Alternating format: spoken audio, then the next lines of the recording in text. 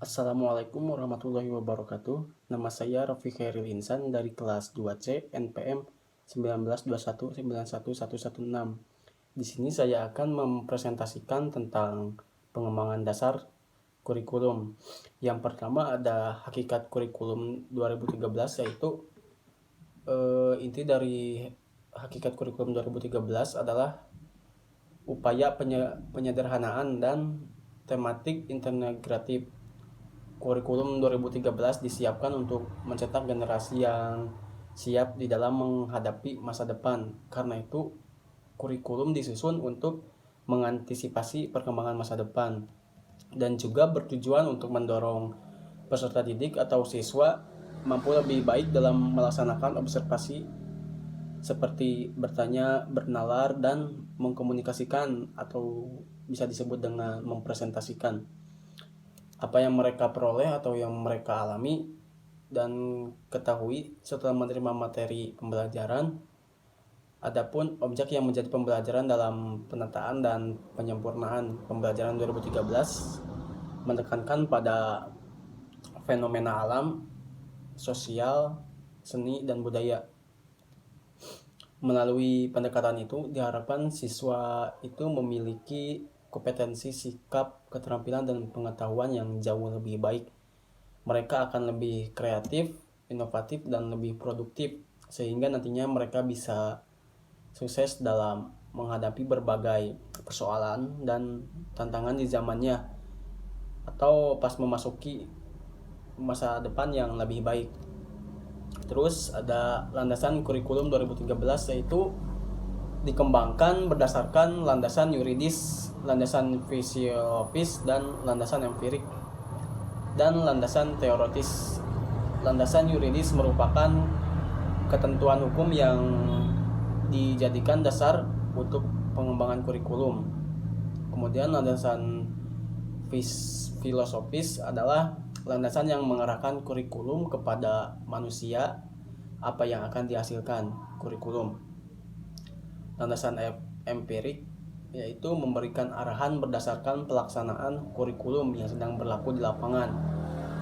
Terus landasan teoretik memberikan dasar-dasar teori pengembangan kurikulum sebagai dokumen dan proses. Kemudian ada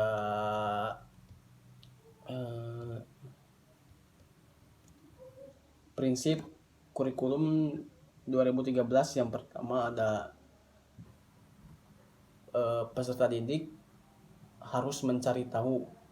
Yang kedua, pembelajaran berbasis aneka sumber belajar. Yang ketiga, pembelajaran berbasis proses untuk pengaturan pendekatan ilmiah. Yang keempat, pembelajaran berbasis kompetensi. Yang kelima, pembelajaran terpadu.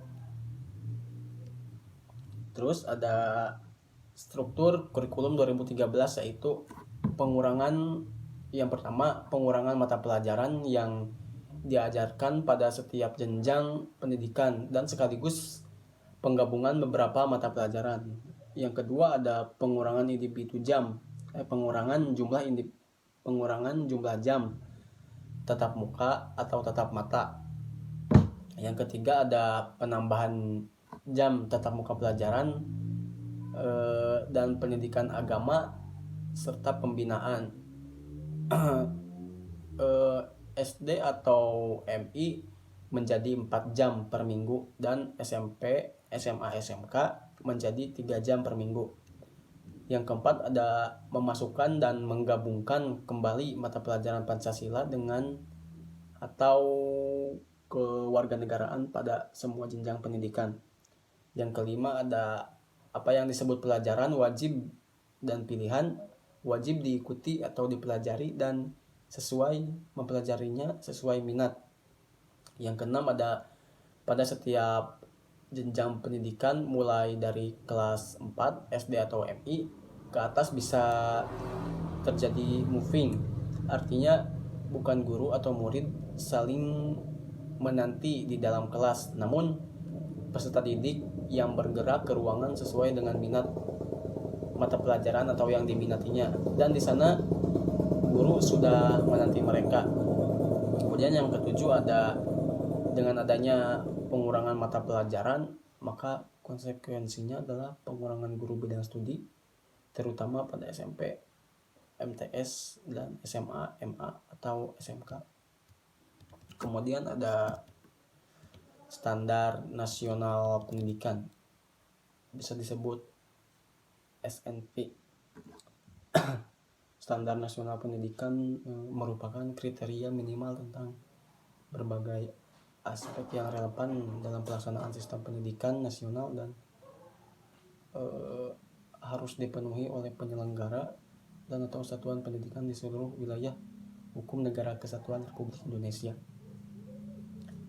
Standar nasional pendidikan berfungsi sebagai dasar dalam perencanaan, pelaksanaan, dan pengawasan pendidikan dalam rangka mewujudkan pendidikan nasional yang bermutu standar. Standar nasional pendidikan bertujuan menjamin mutu pendidikan nasional dalam rangka mencerdaskan kehidupan bangsa dan membentuk watak serta peradaban bangsa yang bermartabat.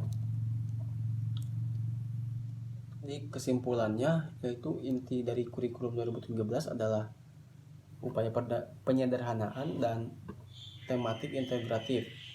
Kemudian kurikulum 2013 juga disiapkan untuk mencetak generasi yang siap dalam menghadapi masa depan. Kurikulum 2013 dikembangkan berdasarkan landasan yuridis, landasan filosofis, landasan empirik, dan landasan teoritis. Standar nasional pendidikan merupakan kriteria minimal tentang berbagai aspek yang relevan dalam pelaksanaan sistem pendidikan nasional dan harus dipenuhi oleh penyelenggara atau satuan pendidikan di seluruh wilayah hukum Negara Kesatuan Republik Indonesia. Mungkin sekian presentasi dari saya. Mohon maaf bila ada kekurangan. Billahi taufiq wal hidayah. Wassalamualaikum warahmatullahi wabarakatuh.